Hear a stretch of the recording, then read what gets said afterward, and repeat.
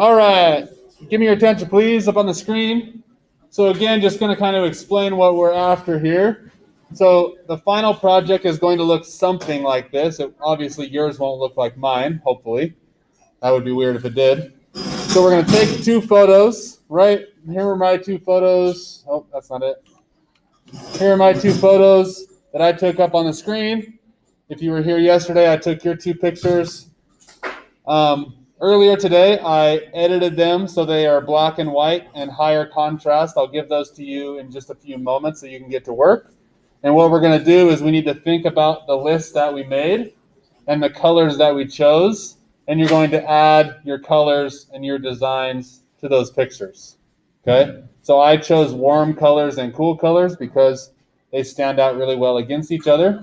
I also chose cool colors because they sometimes can represent sadness or, depression, things like that. Not good feelings usually. And then I chose warm colors because they're brighter. They seem more like sunshine in a way. Okay. So then I took those and I wove them together, and we'll talk about the cutting apart process and weaving after we are all done with color. So it's going to take us a couple days to actually turn our pictures into color.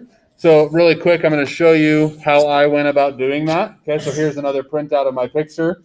And I'm going to do the opposite of what I did here. So on this one, so I can have two examples for you guys. On this one, I chose to make the smiling face warm colors. On this one, I'm going to do cool colors just so I can see the difference between the two. Okay, so what I'm going to do is I have three cool colors here. I've got a light blue, a dark blue, and a purple. And I'm going to look at my picture, and my main color that I'm going for is this light blue. Okay, it stands out really well against the orange. So the first thing I like to do, and the first thing I did on my other one, was I just gave a really nice bold outline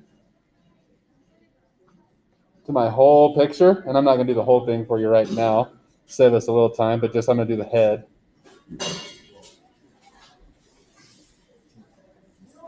So you really want to think about what you're going for. If I wanted this one to look super crazy, I might make a really jagged line instead of a really smooth line. Or I might do like curves if I wanted it to look a certain way. So think about however you want your picture to look, whatever emotion you're trying to get across. You want to use that kind of line and that kind of color, and you're going to give it that look. Okay? Some of your pictures were a little tiny bit blurry. If you get yours today and it's a little blurry, don't worry about it. You're just going to put color over the top of it anyway. So it's not really going to show up in the end. Okay, so that I might even come back in here, hit some of these lines that I know are in there too. Uh-oh, what? Maybe outline my eyebrows. Just give them a little bit of color. Okay, so now what I'm going to do is I'm just going to really lightly go over and smoothly. I'm going to go over this whole area with this light blue because I want my whole mood to be captured, right? So I'm not just going to fill in a couple areas with color. I'm really going for large areas because if you look here on this final one, you really want the two pictures to stand out from each other. So if they're both mostly gray, they're not going to stand out from one another at all. Okay, you have to add color to the whole thing. All right. So I'm taking my light color and I'm really smoothly going over the whole thing. I'm just going to do this top part of my face. I'm not going to worry about my beard and stuff. Although on my other one, I definitely did. So you can see on this one, the whole beard is like a dark orange. Okay. So I'm going to go over this whole thing with this light blue. And now I need to just start looking at the picture. Okay, I need to decide what needs to go darker. So the reason I went light over this first is because I still want to see these areas of shadow. So I know where I need to come in with my dark blue. And I'm going to add that shadow. So I'm going to press a little bit harder with my pencil so it shows up. And I'm basically just trying to shade right over the top of the shadows that are already there so that it still looks like me. If I start changing things, making shadows that aren't there, it's no longer going to look like me, and it won't make any sense. It'll look like you have pictures of different people. Okay, in the really dark areas, I'm really going to go dark blue. Really going to make those nice and dark. Eyebrows are dark. The eyelashes are dark. Okay, inside the nostrils dark. And I'm really giving that some good contrast. Okay, really trying to make this stand out. It should look just like the picture, but colorized when you're done. It should no longer look just black and white, but it still should look like you. Okay, I've got a little bit right above my eyebrow. If I was doing this on my actual drawing, I would want it to look a little smoother. Okay, I'm going to go a little quicker here just so you guys can get to work.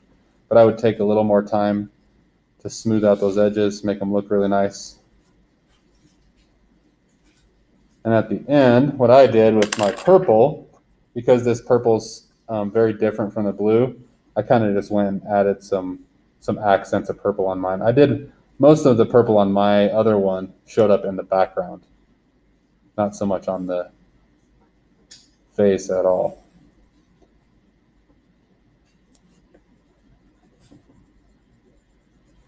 The background is also a really important part.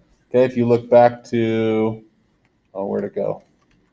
If you look back to my backgrounds here, I really wanted those to be a significant part to give them a lot more emotion and a lot more of that feeling of what's going through my mind in these pictures, right? So that one's obviously much crazier than this one.